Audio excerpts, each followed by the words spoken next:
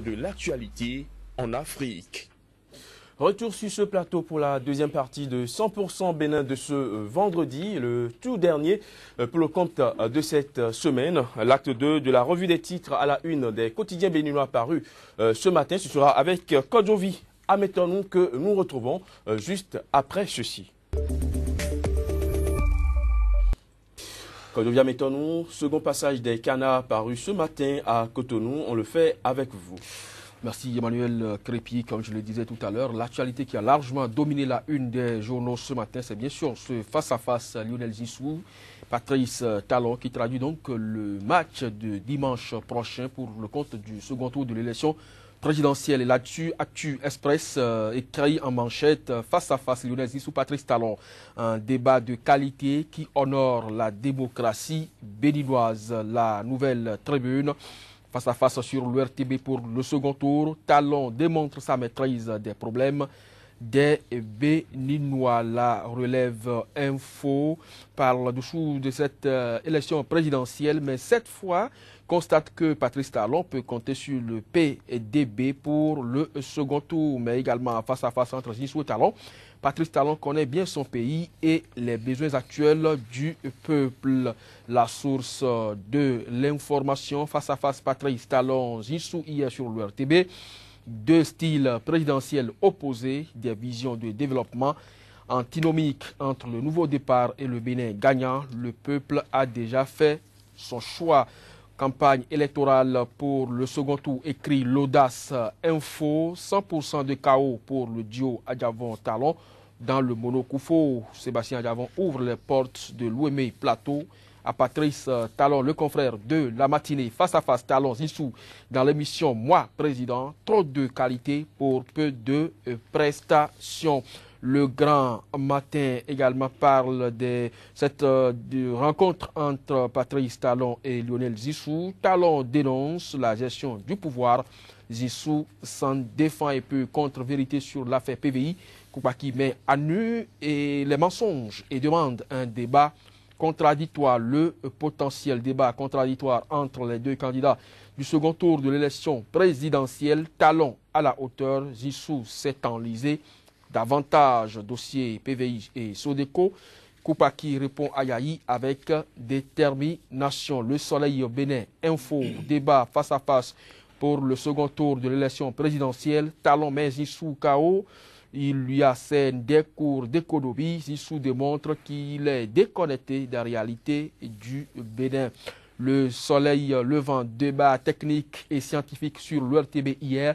Lionel Zissou confirme sa parfaite maîtrise du Bénin et puis accusé par le président Boni Yahi d'être mêlé dans les affaires PVI et Sodeco. Pascal Irénée Koupaki sort de ses gonds et demande un débat contradictoire. Le télégramme face à face sur la télévision nationale hier. Zissou dans le concret, Talon dans le dilatoire. L'économiste, débat entre les deux tours de présidentielle.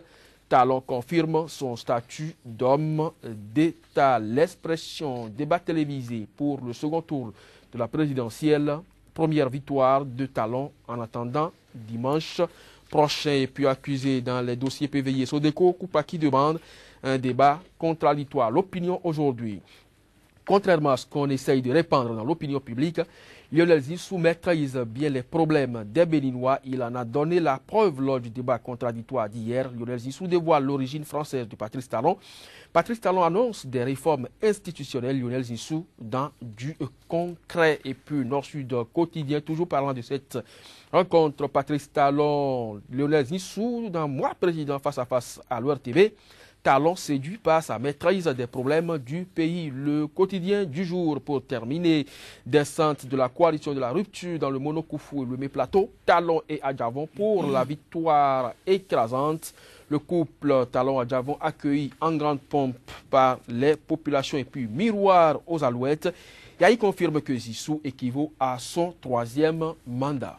Merci Kodjovi Ametonou, on vous souhaite un bon week-end. Le temps de vous retrouver la semaine prochaine plus en forme pour pour le même exercice. Et tout ceci par la grâce de Dieu. Tout à fait. Dans un instant, nous allons installer sur ce plateau deux personnes, deux représentants de candidats. D'un côté, Maître Alain Oronla, qui défend la position du candidat Lionel Zinsou, et de l'autre, le professeur Simon Narcisse Tometi, qui défend sur ce plateau le candidat Patrice Talon. Restez avec nous. On revient dans un instant et on les installe avec la complicité de la régie.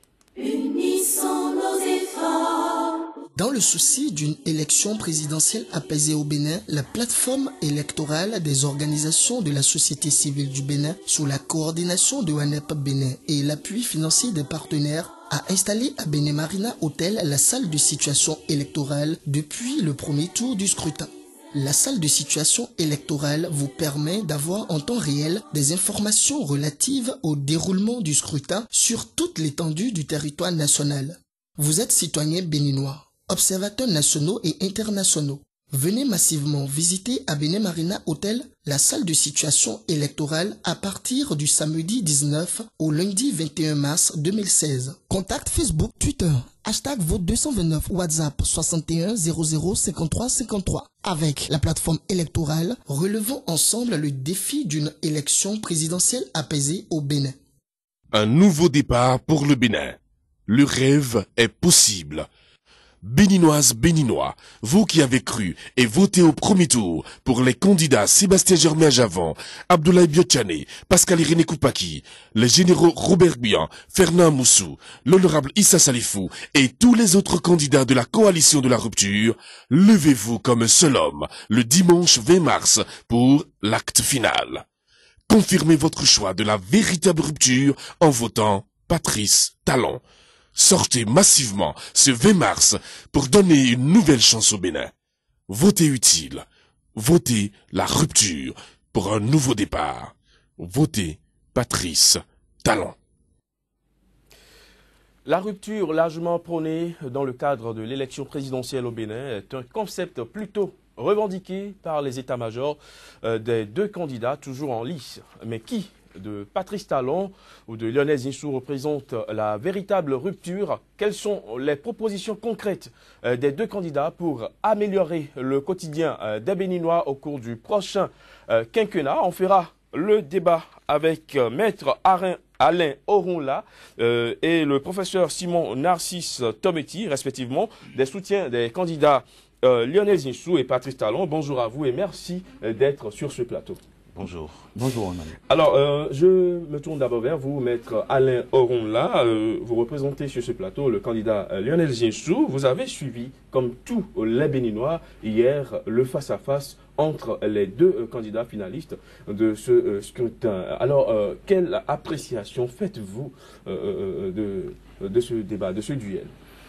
Je salue d'entrée de jeu l'organisation de cette première, ce face-à-face, dont l'objectif était de mettre les candidats en face du peuple béninois et de les amener à décliner leurs projets de société et les qualités qu'ils pensent avoir pour leur permettre d'être le plus apte à être le président de la République du Bénin au lendemain du 6 avril. La prestation, pour une première, est acceptable.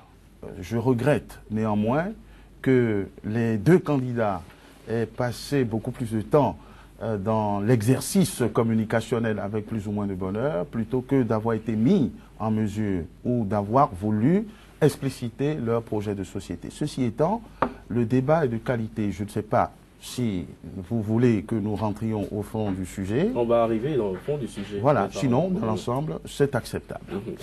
Professeur Simon Narcisse Tometi, vous avez également suivi ce débat hier. Votre appréciation?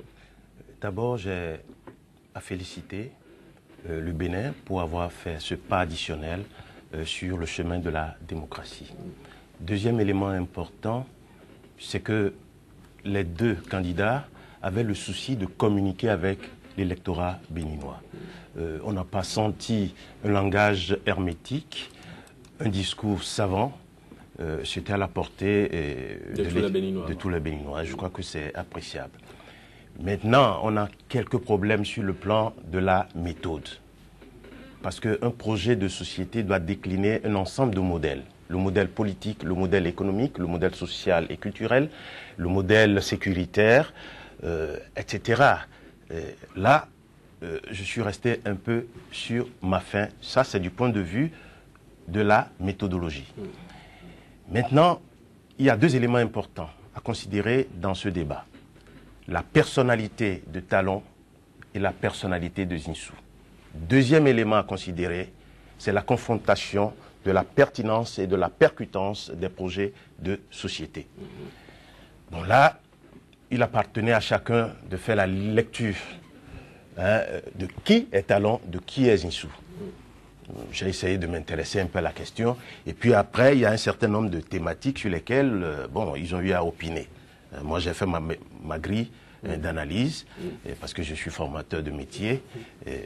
On va revenir dans le fond de ce débat. Maître Alain Oronla, je suppose que, puisque vous représentez le candidat Lionel Zinsou, vous me direz sur ce plateau que votre candidat a été quand même meilleur sur ce plateau du duel d'hier.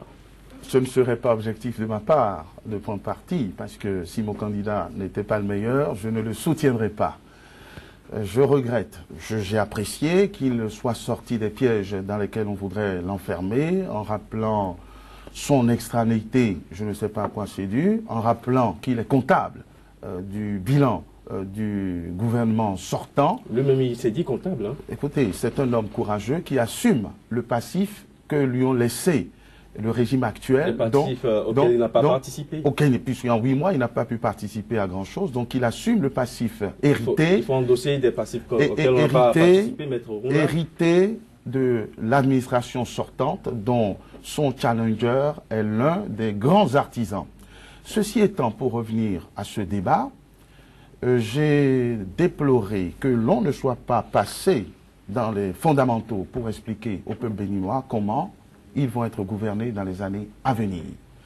J'ai déploré plus spécifiquement le fait qu'il n'y ait pas eu d'échange véritable sur un secteur qui me concerne particulièrement, celui de la justice, et qui est très important pour les Béninois, qui est fondamental parce que c'est le socle et la base de tout. Et qu'on n'ait pas développé des arguments en matière de sécurité et plus précisément en matière de mesures de prévention contre le terrorisme qui se rappelle malheureusement à notre actualité.